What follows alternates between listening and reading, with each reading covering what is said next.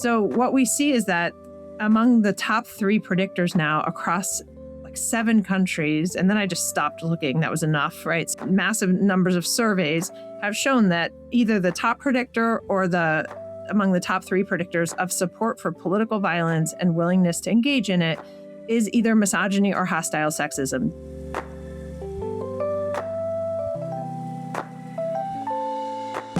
Hello and welcome to Feminism Now. I'm Kim Villanueva, president of the National Organization for Women. Feminism is about fighting for equality. We aren't trying to keep anyone down. As the meme says, equality isn't pie. There's enough for everyone.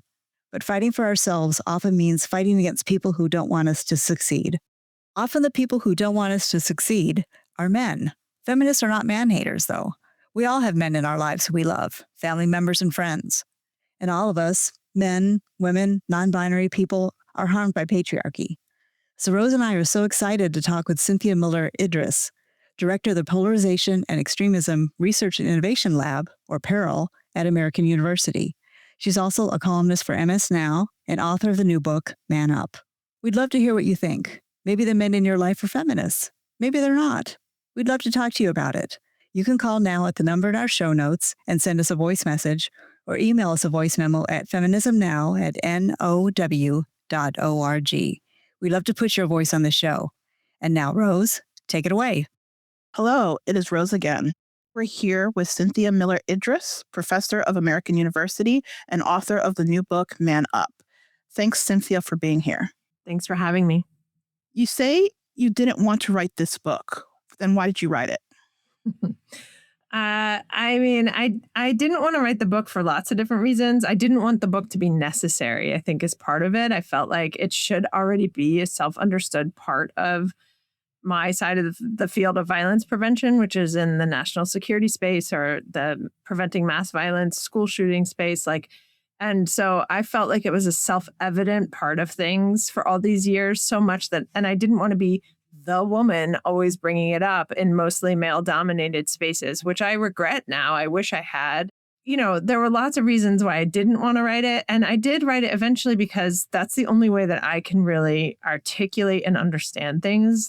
I'm a writer, and it is. So sitting down and actually just saying, I'm going to really read this data. I'm going to look at what the data says and try to map this out to understand as expansively as I can what these tactics look like of misogyny across the board. So not just looking at incels, which the field had started to pay attention to, but also looking at sex trafficking and its use by neo-Nazis, or looking at more ordinary forms of misogyny in game chats and gaming spaces as an incubator. So really trying to say, if we were going to look at the whole thing, what would it look like? And that helps me understand it. And then I try to explain it sort of to the public. And that's why I wrote the book. You mentioned that oftentimes when people write about men and political violence and extremism, they don't make the connection between the intersections between race and gender. Why do you think that is? I think there's a lot of different reasons. I think that one, we have been, as a society and as a field in the violence prevention side, very reluctant to look at the interpersonal histories of individuals. We just describe those as personality problems or history, private affairs, right? Domestic violence is always considered kind of like a private affair that's handled by local law enforcement. It's never connected to the national security side of things. And so we have things that are understood to be ideologically motivated, like white supremacy is an ideological motivation, or at least it used to be in the government's classification system, racially and ethnically motivated violent extremism, they called it. But we don't have an ideology for misogyny or gender or sexuality. Those all fit literally in a category called other extremisms. And so it just has been categorically invisible to the field to see that gender or misogyny or anti-feminism itself could be a motivation for mass violence. Part of what I argue in the book is actually, it's not that we don't know the connection is there about how men exploit women as part of their extremist actions and motivations, but we just only talk about that openly when it comes to international or Islamist forms of terrorism. But we just don't really talk about it when it comes to domestic violent extremism or the mobilization of mass shooters and attackers here, even though some of the same kinds of things are happening among neo-Nazi and white supremacist groups. What is the connection between simple sexism and violent extremism? Oh, that's a great question. So I use the definition of misogyny that Kate Mann has put forward, which is to say that patriarchy itself, which is a system of power distribution, is upheld by two pillars. One is sexism and the other is misogyny. So sexism is a set of attitudes that establishes inferiority and superiority between men and women, generally speaking. And misogyny is the law enforcement arm. It polices gendered norms and expectations. So it's the law enforcement arm of the patriarchy. And so misogyny is the action, sexism is the attitudes, essentially. And then sexism itself, this becomes sort of like professorish, excuse me for a second, gets broken down into two types, usually benevolent and hostile. And hostile sexism is a little bit more like misogyny. It's really like policing. It says, hostile sexism is like women are deviant or they're manipulative, inherently manipulative. Whereas benevolent sexism is like, women shouldn't be allowed to be minors because they have to be protected from these very harsh jobs, right? So like they're protective or they're, not quite smart enough to be in this type of job. But, that's a benevolent, it's a protective and sexist attitude that is not so hostile or angry. So what we see is that among the top 3 predictors now across like 7 countries, and then I just stopped looking. That was enough, right? Massive numbers of surveys have shown that either the top predictor or among the top 3 predictors of support for political violence and willingness to engage in it is either misogyny or hostile sexism, depending on how the researchers define it and measure it. So basically, that's very similar, same thing. So we know that hostile sexism or strong beliefs about the inherently unequal nature of men and women, a biological divide, this strong binary between men and women, and then, a hierarchy in which men deserve more power and you should police women for trying to claim it or to step outside of the lines, that those sorts of beliefs and actions are associated with more political violence in terms of willingness to support it or engage in it. That's one trajectory, right? That's just one data point that I talk about. But there's also the fact that 60% of mass shooters have a documented history of domestic and intimate partner violence. And that's in a world where more than half of domestic intimate partner violence goes unreported. So you have these personal histories as well among violent extremists and other mass shooters like school shooters who often have a history of harm enacted against partners, against women usually. And that doesn't even include things like stalking, harassment, sexual assault, right? That's just the criminal domestic intimate partner violence history. So it's pretty egregious. When you look at the data, it's just like, I felt like I wrote this, and if anyone reads that first chapter, you just can't deny it. I just wanted it to be undeniable. Like this invisible through line is visible, and we shouldn't be able to say anymore that it doesn't matter. Which is, I feel like, what a lot of the field had been saying for a long time. These are just personality problems among individual men, not that this is like an ideology or a bigger motivation. I try to use a lot of anecdotes to just kind of make it real for people to kind of help them understand the daily experiences that you might have as a woman and that you collect kind of, I think of them as like anecdotes that I have in my pocket at any one time. And so I was trying to think about like, how could I make someone understand who doesn't understand what a sexist attitude is, what it is. And so I was just like, oh, let me pull one of these anecdotes out of my pocket, which is we have a tiny little house that is old and has an old chimney. And at one point there was smoke billowing out of it. And so I called a company that sent out what's called a chimney sweep, somebody who can clean out the chimney and repair it. And it's very modern, actually. He had an iPad and he's lying on his back with this iPad taking pictures of the chimney. And he scooches out of it and says to me, oh, I wish your husband was here so I could explain this. Right? Like, I was like, really? So I just said, I'm the one that, first of all, he doesn't even know I have a husband. Second of all, like, I'm the one that makes these decisions. I'm the one I'm going to decide whether we repair this or not. And so I just said, it's like one of those classic things. Instead of getting mad, I was like, well, why don't you try me? Right? Like, just go ahead. Why don't you try me? See if I can understand what this creosote buildup looks like and how it works. And then here's the irritating thing. I said, I'm not going to hire that guy. And I called out 3 other companies, all of whom quoted me outrageously different rates for like massive repairs. I ended up having to go with the first company. And so I had to hire him anyway. But it was that kind of frustration around, he just didn't think I would be able to understand this, this complicated nature of the repair that needed to be done to the chimney. And it just didn't even occur to him that that might be an offensive thing to say. It was just, I wish your husband was here so I could explain what the problem is. He didn't pat you on the head, though. He didn't. He did after he explained it, and I understood it. But it was but that was this kind of like, again, this type of stuff happens all the time, right? You just have this interaction where you're like, oh my gosh, I can't believe that this person actually just doesn't think I can understand this. And that is the nature of sexism. It's an inherent belief in the unequal capabilities of women, in this case, compared to men, right? And that was basically what that was. It was just a good classic explanation of something simple that happened that wasn't actually harmful, but just, I get this all the time, especially when I was younger, like, you don't look like a professor, right? These kinds of like assumptions about who you are and what your capabilities are, of course, which are even worse for women of color. Absolutely. Do you think there's hesitancy in talking about male violence out of fear, or specifically talking about how violence is primarily male? I think there's definitely hesitancy to talk about it. And it's so common and so assumed. Nobody ever talks about the fact that these are men. They're just, it's a characteristic, but the maleness, the dominance, the aggression, the readiness to be violent that become kind of such hallmarks in our culture in particular of how boys are socialized, I think is a huge part of it. So why don't we want to talk about it? I would say the hesitancy is in part because in the side of the field that I work on the national security side, which I came to relatively late, one, because it's invisible. So it's, it's just hard for people to see it and notice it. Two, because we're all complicit in it, right? So we all have to look hard at our own relationships to patriarchy, I think, sometimes in order to disrupt this.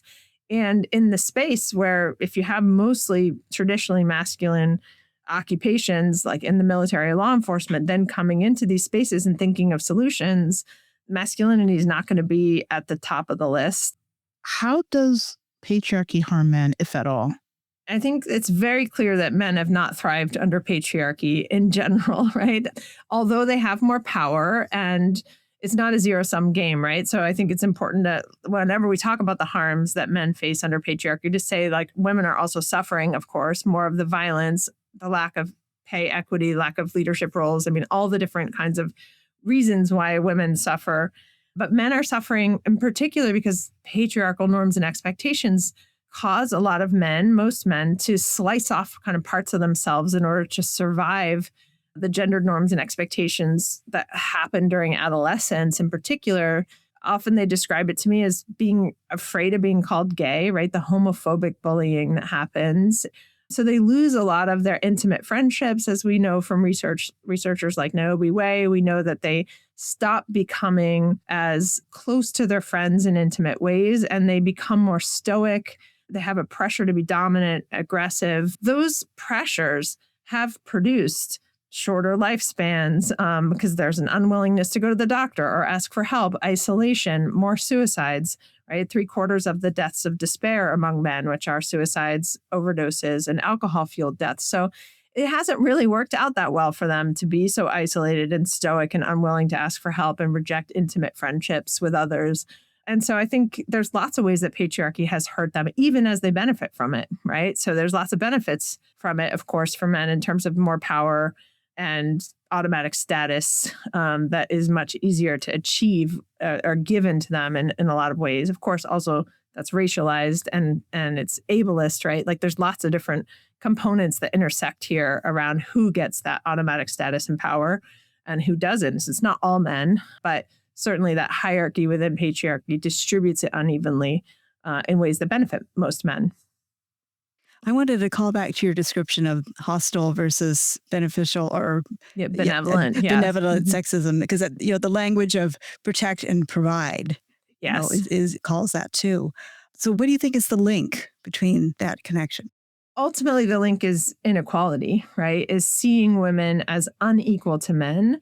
And really the difference between hostile sexism and benevolent sexism is why. So benevolent sexism would say that women just aren't capable. They're not as intelligent, not as strong, not as able to perform these certain kinds of tasks. So it's why you would be not allowed in certain countries, including Russia, for example, where there's still like at least 100 occupations women aren't allowed to do, like be a firefighter, right? So why you would have someone like the Secretary of Defense say, we need male standards in the military, or why you would have Zuckerberg say, we need masculine energy in the corporate sector, right? These ideas that that's somehow superior, right? That's so superior that it doesn't even need to be explained. It's just the standard, right? That is benevolent sexism right there. Hostile sexism is also about inequality, but it's like, it really is positioning women as like, it's more like the witch, the devious snake, right? The serpent, the idea that women are inherently transactional. And so you have to,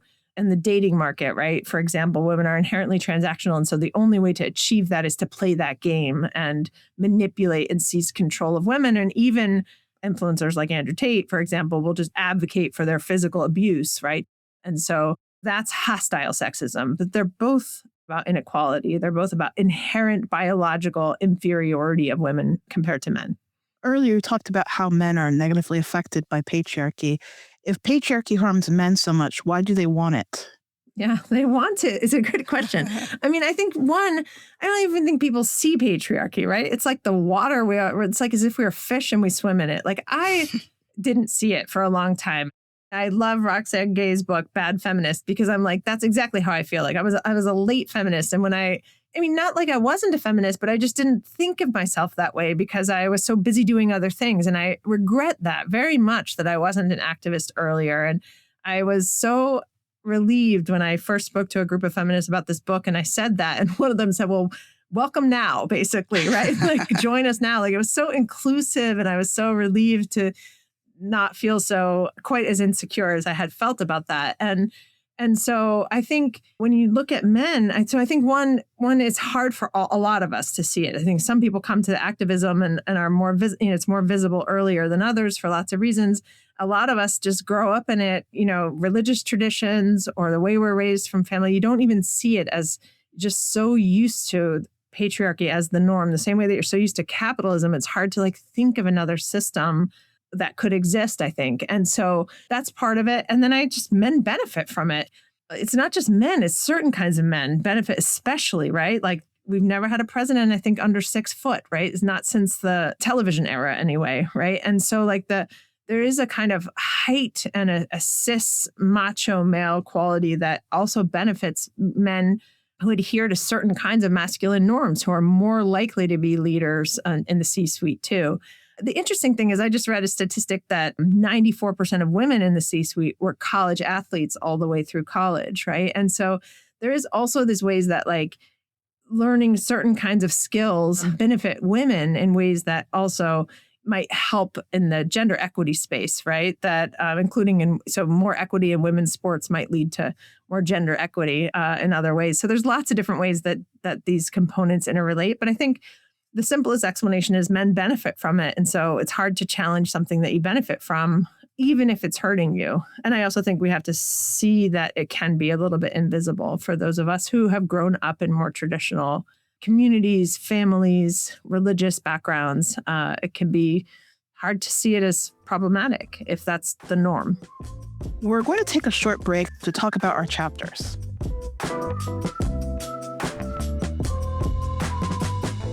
Hi, my name is Diane Post, and I'm the founding chapter president of Central Phoenix Ines Castellano Now since 2016.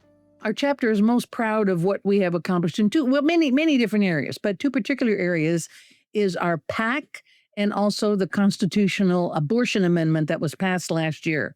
On that issue, we were very active in ensuring that we got enough signatures for that abortion amendment to pass, to do publicity for it, all of that. And so now we have abortion in our state constitution, which was absolutely fantastic, given we are a quite red conservative state, shall we say. And the second thing we're very proud of is our PAC. We have had a PAC for quite a few years, and each year we get better and more sophisticated.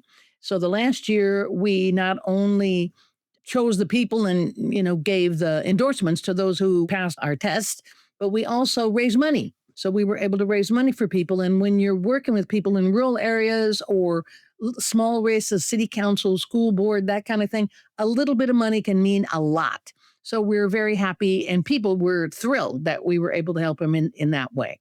The issues that are most important to our chapter is really hard to cut down because there are so many things going on right now, as I'm sure we all know. But of course, to be effective, you do have to narrow down. Immigration is a big one because we are a border state. And so that is one of the big issues that we work on. Gun control is another big one, even though that's not particularly on the list, but it is a safety of women issue. And we have a wide open NRA, shoot them first and ask questions later state. And that's just a horrible thing for women's safety. And then, of course, the environment as well, because we are the number one place for heat, the increased heat. And Phoenix, actually, in the desert, is one of the top places in the U.S. that is heating up the fastest. 2026, we are tackling the cost of being a woman by a variety of things, obviously, as everybody is. But one of the things we will be doing is our legislative committee is very active and very, well, I won't say influential, but let's just say active. How's that? And we already have bills introduced to cut SNAP benefits, to cut childcare. What little bit there is, there's already a waiting list of 10,000, but we're going to be working on making sure those are defeated, that they don't get passed, and that instead our local and state resources be increased to meet the need that the feds are no longer doing. People can find out more about our chapter at our website, which is Central Phoenix Inez Cassiano Now, and also we're on Facebook under the same name. This is Rose, and we are back. We want to welcome again Cynthia Miller-Idriss. She is the author of Man Up. We are just talking about why patriarchy harms men and why they want to keep it. I guess my next question is misogyny women's or men's problems to fix? I think that misogyny is all of our problem to fix. I would like to see men take a much bigger role in leading the charge on that. I think, it's never going to work if it's just a problem that's raised and talked about, solutions only talked about from women. And when I turned the book in, the two groups I was most insecure about, one were, sort of who I think of as like traditional feminist activists who I had been waving this flag for such a long time. And I was worried about stepping on territory. And so I reached out to a bunch of women who are activists and really happy to be giving a talk and have done some work with Ms. Magazine, for example, on getting excerpts of the book out and Q&A with Jackson Katz and giving a talk out there in February at their offices. So, really trying to integrate this into groups and issues I should have been a bigger part of earlier. And also, I feel like I reached out on purpose to a lot of men in the men's wellness world who are running kind of groups that are trying to advocate for a different type of more expansive version of masculinity and also calling for more vocal opposition to some of these influencers that are shaping a younger generation of boys. And so I've been in a lot of conversations with Mark Green and Ted Bunch and Zach Seidler, who runs Movember's global men's health work. So there's a lot of new organizations that are forging these types of efforts. And I'm happy to say that they've been really big champions of it because it was really important to me that this not just be something that only women were talking about, but that men also could take a leadership role in championing and having me on their podcasts and having this in conversations where the audiences are mostly men. And yet I will say that, I've gave 25 book events this fall, and I would say maybe 15% of the audiences, 20% at best, were men. And so you still have fewer men showing up for these conversations than women. And that's just a reality. You do have some strategies at the end on how we can fight back against misogyny. Yeah. Do you want to share those? I think the first thing is I really advocate for conversations as early and often. I run a lab that does prevention of, preventative tools for kids directly in short form videos where we teach about manipulative tactics. It's called pre-bunking. So one, there's a lot of digital and media literacy that can be done to prevent people from being persuaded by manipulative actors who are basically profiteers trying to get you to sign up for something, subscribe to something, or buy a product, like to make your jawline stronger or, supposedly lengthening your shins. I mean, false pseudoscience claims about things as well. I think having conversations between parents and kids is important, teaching kids how to recognize and reject manipulative content. And then one of my favorite stories since I turned in the book is I spend a lot of time in high schools talking to kids about algorithms and how algorithms deliver gendered content to them and also violent content to them. And afterward, a bunch of kids surrounded the podium at a high school in March, and a boy asked me, 16, and he asked me sort of what I didn't think people knew about boys and men based on what I had learned from interviews. And so I turned it back to him after we talked for a minute. And I said, well, what do you think that people don't know about what it is to be a boy your age? And he said, I don't think people understand what it's like to suddenly realize the world sees you as dangerous. And then the girl right next to him, was the most remarkable thing, said, well, I don't think boys understand what it's like to suddenly realize the world sees you as a sexual object. And I said, I think the two of you should be having this conversation. And they said, can we start a club? It was like the most remarkable sequence of events. And I said, if you start a club, I'll come back to the school and visit you. And so I'm going back there in March, and I'm actually going with Mark Green, who runs is part of the Good Men Project. So we're going to spend a day with this school and talk about the things that they've been talking about. But I think it's a perfect example of like how hungry kids are to actually have these conversations. In another interview with a young man about all of these sorts of issues over the summer, at the end of it was 2 hours long. And at the end of it, he thanked me. I was like, you're doing me a favor. And he said, no one's ever asked me these questions before. And it was really helpful to think about them. And I asked him something like, when did you know you were a man and not a boy? And, how did you know that? Because I was told, right? Like a lot of women are like, well, you're a woman now, right? The second you start menstruating, right? Like we're absolutely told you can get pregnant. That marks your transition into being a woman. And I think men, it happens much more gradual. And some of it is associated with the thinking that the world sees you as harmful or that you're violent or that you're dangerous. Particularly Black boys, we know this and the kinds of conversations that parents have to have. But I think all boys, to some extent, have had this realization that they are seen as a threat and that they don't have a place to talk about that. And so when you talk about that, then you go online and talk about it and hear influencers talk about it. And the answer to that is to embrace it. That's much harder, I think, than having those conversations in facilitated ways. So I'm a big fan of conversations rather than just banning of content. We'll hear a lot about bell-to-bell bans as a solution. And I think less time online is good, but not if you use that as an excuse not to have the conversations with teenagers about what they're experiencing. So we have a lot of tools in the lab for parents, downloadable tools that are free, which you can put in show notes if you want. We have a guide called Not Just a Joke, Understanding and Preventing Gender and Sexuality-Based Bigotry that helps adults understand the worlds their kids inhabit. And so I think staying informed and trying to be curious are my two biggest pieces of advice for family members. You talk about healthy masculinity. Could you give examples of it and how we can promote it? I've come to think of this as like, there's a group in Canada called Next Gen Men that talks about this as rather than healthy or unhealthy is using the phrase expansive versus like constricted or something like that. And I like this idea of expansive, which is, and I think that's the way that healthy or healthy masculinities is the way that I would use it, is in contrast to what's been called toxic masculinity, which is this more man box. So if you have this man box culture that says, boys and men shouldn't ask for help. They're supposed to be dominant and aggressive and ready to be violent and stoic and not cry and not be emotive, not be caregivers, not be empathetic, right? All of those things can create outcomes later that are incredible isolation and poor health outcomes as well, because they don't ask for help or don't go to the doctor. And so healthier or more expansive ideas of masculinity are really just a way of embracing like the fuller range of humanity in all of its capacities and saying it's okay to be a caregiver. It's okay to be a nurse. It's okay to ask for help and to cry, that you are an emotional person and that doesn't make you less of a man. You can be vulnerable. You can be, and this is where some of this gets reinforced. Sometimes young men will say in interviews that they feel very much stuck in a catch-22 where they're expected to be now more vulnerable or express this broader range of masculinities. But then sometimes they get policed by that in the dating market if they're too vulnerable, because they're still seen by women as not manly enough, right? That you're too, so they feel kind of still very much caught. So this is a whole dialogue.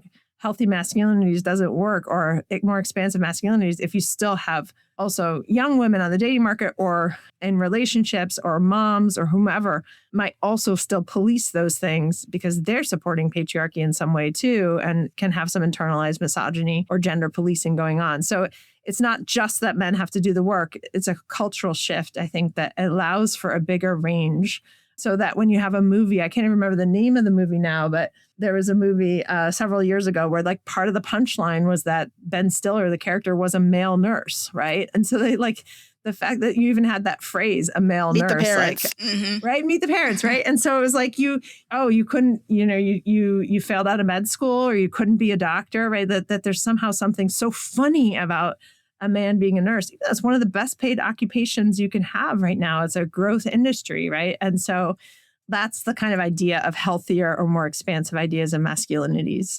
A lot of the strategies for fighting back against misogyny are long-term, and they're society-based, as you said. They're the things that we can do ourselves. One of the things that I try to emphasize in the book is if we see misogyny as omnipresent, right, as part of the air we breathe, as these containment strategies that happen so easily, right, and often in a way that should also be an optimistic take. It's not just a negative take, because it means that all of us have a role to play. So I do think that having conversations over the dinner table, or if you're a soccer coach with your team, right, or wherever you are in a carpool with kids about the content they receive online, how often is it harmful or gendered? One of the most awkward things I often talk about with parents and with kids, usually in college, not high school, is violent porn and the impact of violent porn on what we know about consent and pleasure and confusion, and the fact that 85% of 18 to 24-year-olds say that's where they learn about how to have sex, right? And it's extraordinarily violent. So, having conversations about that content, about the content that comes across and how it might impact behavior or assumptions or norms, and trying to do it in as curious a way as possible. So I often suggest to parents that they try to put a kid in the expert box, like basically say, I don't really understand how Instagram works. I don't understand how to use it effectively, and I'm supposed to be doing it for my job. So can you explain this to me? Or what makes a good video? What makes you want to watch that? And then you can start to have a conversation about how often do you see stuff that makes you uncomfortable? That's something I always ask kids.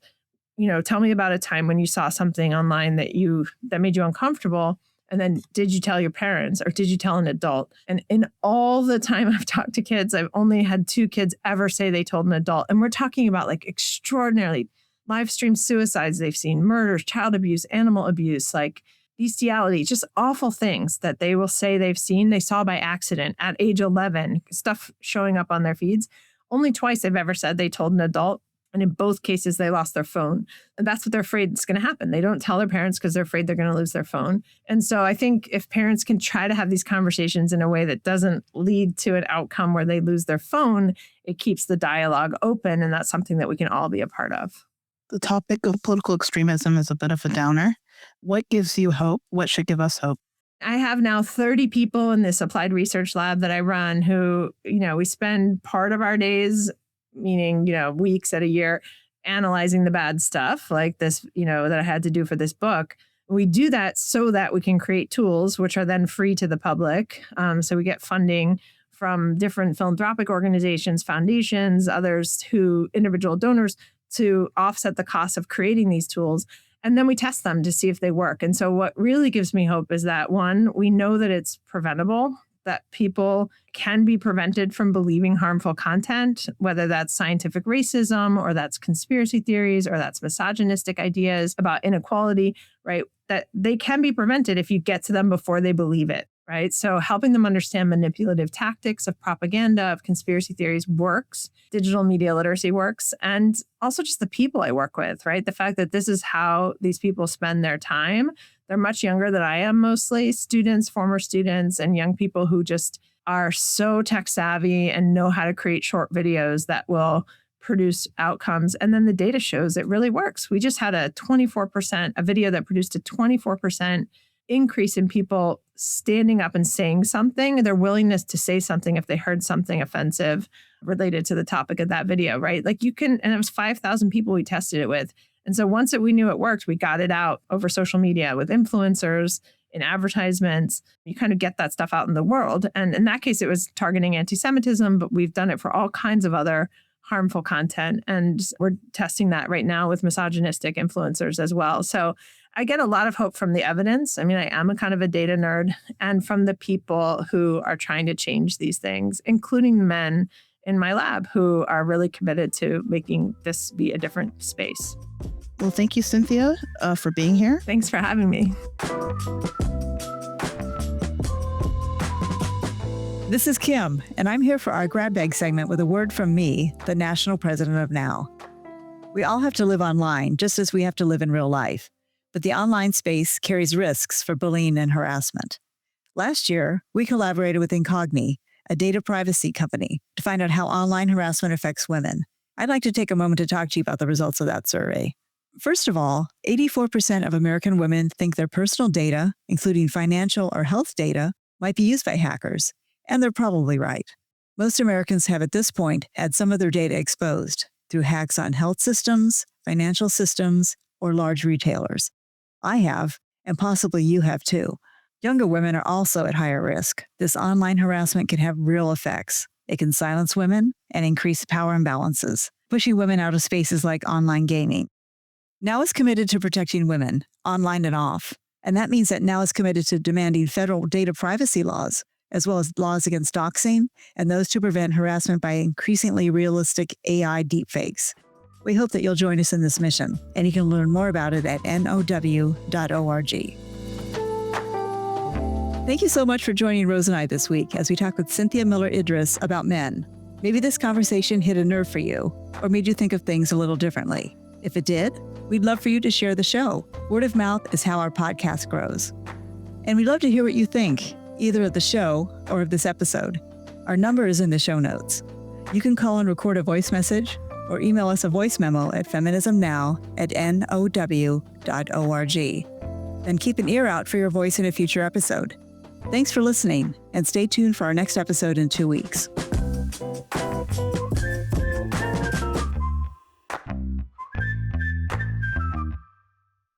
Vox Topica.